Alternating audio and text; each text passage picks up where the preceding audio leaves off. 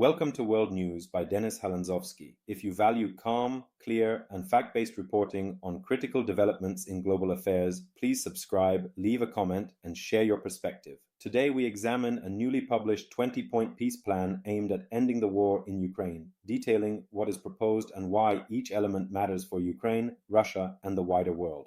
The 20-point peace plan is a comprehensive roadmap that has gained attention from diplomats, analysts, and government officials. Its authors aim to establish a structured approach to resolving the conflict through diplomatic, legal, and security-oriented mechanisms. At its core, the plan reaffirms key Ukrainian principles: respect for sovereign borders, especially those recognized internationally before the 2014 annexation of Crimea, a complete withdrawal of foreign troops, and a clear end to all military hostilities.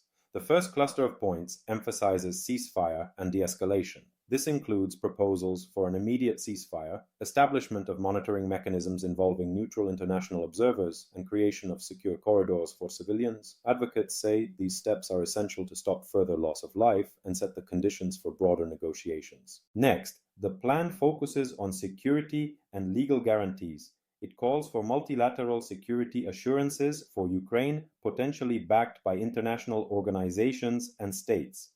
These guarantees would commit external parties to defend Ukrainian sovereignty against future aggression, creating a deterrent that goes beyond simple diplomatic assurances. The plan also suggests mechanisms for transitional justice, accountability for war crimes, and restoration of the rule of law across conflicted territories. Economic reconstruction is another major pillar. Long-term recovery depends not only on physical rebuilding, but also on stabilizing economic systems, restoring infrastructure, and facilitating the return of displaced populations. The plan sets out proposals for international funding frameworks, reconstruction oversight bodies, and coordination between Ukrainian authorities and external partners. There is also emphasis on the human dimension of peace. The document highlights the need for humanitarian aid, protection of minority rights, and reintegration programs for communities affected by war. These elements are intended to repair social fabric and reduce the likelihood of future grievances that could fuel renewed instability. Despite the plan's breadth, its implementation faces significant hurdles. The most immediate challenge is political buy-in. Ukraine's leadership has signed onto many aspects of the plan, but stresses that any peace agreement must be anchored in respect for the country's territorial integrity and security. Russian authorities, meanwhile, have indicated resistance to abandoning claimed lands or withdrawing forces without concessions, complicating direct negotiations. Another difficulty lies in sequencing. Peace architects must determine whether security guarantees precede troop withdrawals or whether a ceasefire and confidence-building steps come first. Each sequence carries risks. Premature security commitments could weaken leverage, while delaying ceasefire steps prolongs human suffering. International actors play a central role. Many Western nations have expressed support for elements of the plan, particularly around security assurances and reconstruction.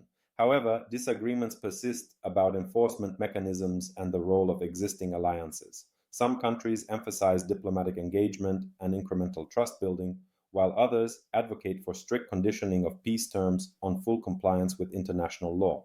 The plan's emphasis on justice and accountability also adds complexity. Mechanisms for investigating war crimes require cooperation from multiple parties, including access to conflict zones and evidence. Achieving truth and reconciliation, while vital for long-term peace, is a sensitive and politically charged process.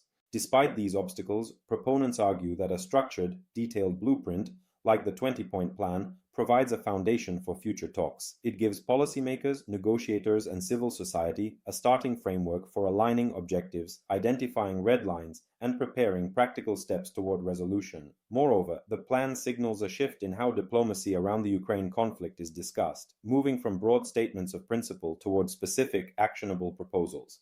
Whether these proposals translate into real progress will depend on political will, strategic patience, and international cooperation. Thank you for watching this analysis on World News by Halandzovskyi. If you found this breakdown helpful, please subscribe, leave a comment, and share your thoughts. Independent reporting helps us unpack complex global issues with clarity and context. Stay informed, and see you in the next update.